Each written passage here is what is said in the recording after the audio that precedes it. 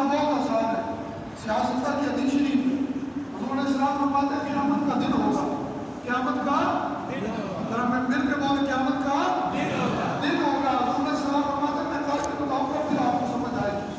حضور فرماتے ہیں قیامت کا دن ہوگا، پھر جب قیامت کے دن میں ممبر بنے ہوں گے، یوں ممبر سجے ہوں گے اور ممبر بھی عام نہیں ہوں گے،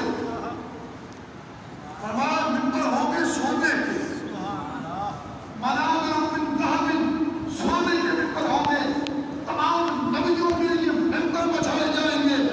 پھر کہا جائے گا فَيَجْلِسُونَ عَلَيْهَا، سارے نبی بیٹھ جائیں گے، وَيَبْقَى مِنبَرِي لَا يَجْلِسُ عَلَيْهَا، اور میرا ممبر باقی ہوگا، میں نہیں بیٹھوں، اللہ پاک سامنے ہوگا، اللہ پاک فرمائے گا محمود یہ ممبر بتایا سونے کا ممبر، سارے نبی بیٹھے ہوئے آپ کیوں نہیں بیٹھ رہے؟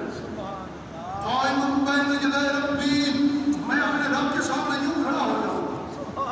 اللہ کریم فرمائے گا محمود جی ممبر لگا ہے بیٹھتے کیوں نہیں؟ اقول امتی جو اللہ کے سامنے بھی سونے کو ممبر کو چھوڑ دے تمہارے اور ہمارے لیے اے غلاموں تمہیں مبارک ہو، وہ آقا کو بھی نصیب ہو گیا ہے۔ پھر آقا فرماتے ہیں انتم نصیبی وانا نصیبکم، اے غلاموں تم میرا نصیب ہو میں تمہارا نصیب ہوں۔ حضور فرمائیں گے میں اللہ میری امت اللہ کریم فرمائیں گے محمود جی کیا کر رہے ہو ان کا؟